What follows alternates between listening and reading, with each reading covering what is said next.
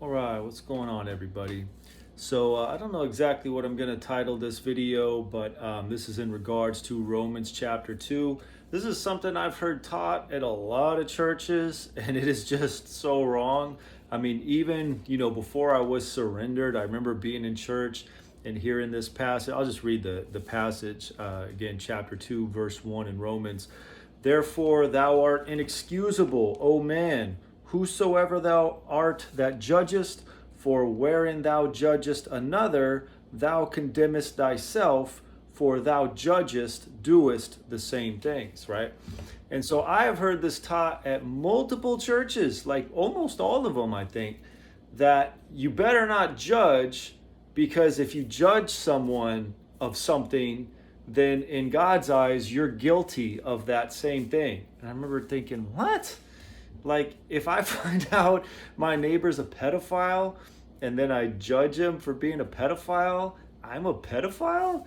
Like, how does that make any sense at all? So, all you have to really do is read like the next couple of verses, and this will make total sense. So, let's go and read those next two verses.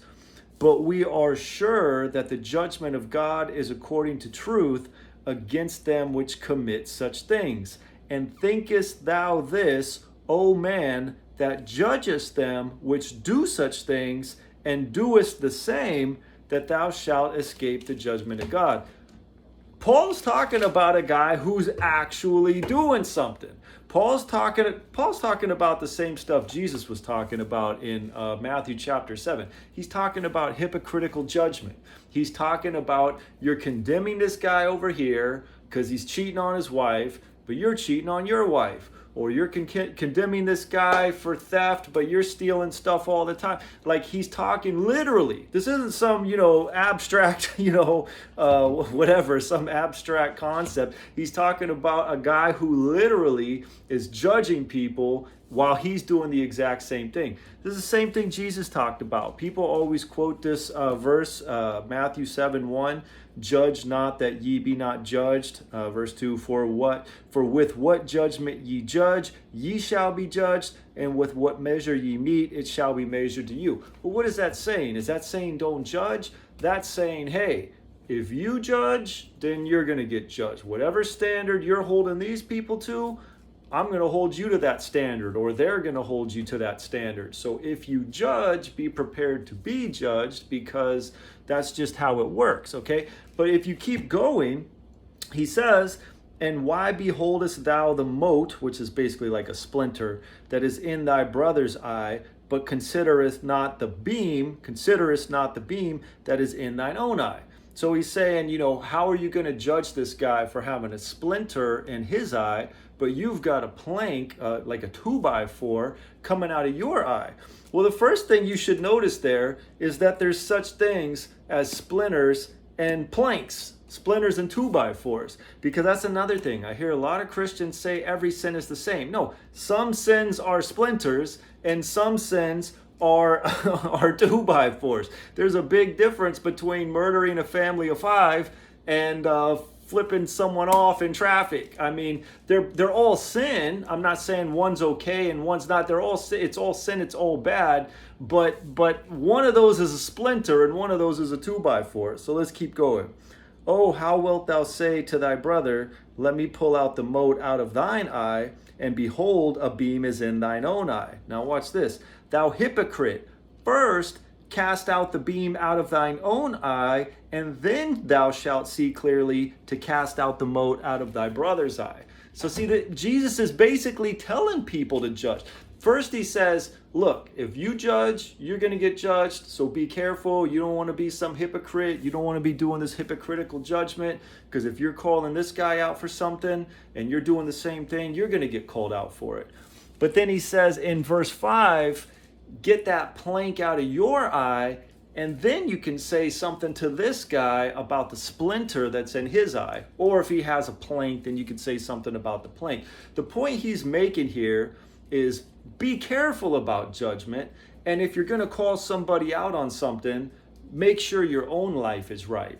And you got to understand too what like righteous judgment is. Righteous judgment isn't, look at you, you're so pathetic, you're a loser, I don't sin, you sin all the time, don't you wish you were like me, God hates you, hey, the devil loves you, but God hates you, you're a pathetic loser. Like, that is not the type of judgment that is proper, that Paul would condone, that Jesus would condone.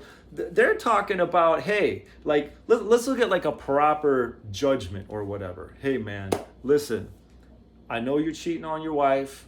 I don't know the situation. I don't know your dynamic. I don't know what she's done to you.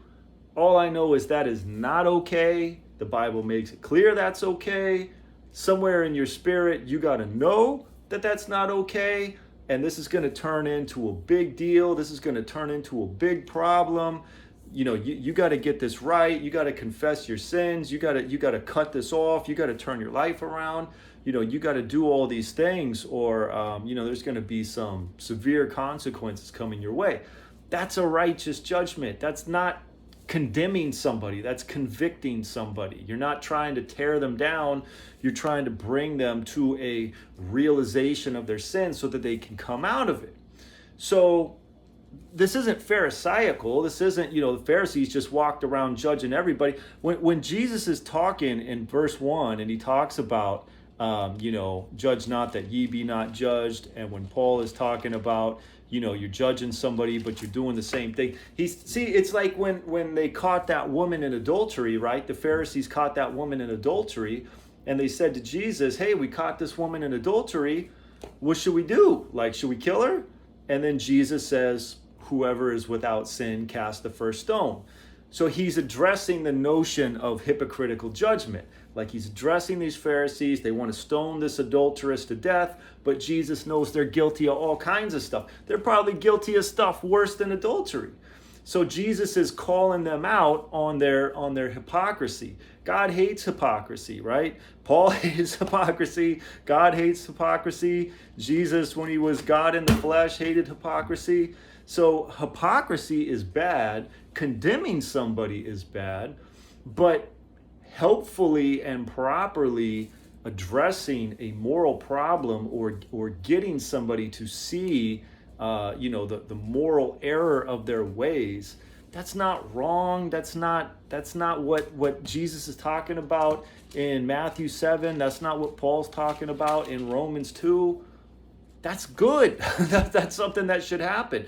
You know, you got to know the time to do it. You got to know, you know, you got to do it out of love. You got to do it from the right vantage point and from the right heart space. And, you know, maybe you're not the guy to do it. Maybe somebody else it would be more you always got to seek God out. God, would now be the time to talk to this guy about a situation? Do you want me to talk to this guy about a situation? Do you want me to just pray to him? Do you want me to have my friend talk to him about the situation? What would you have me do? You got to always consult God.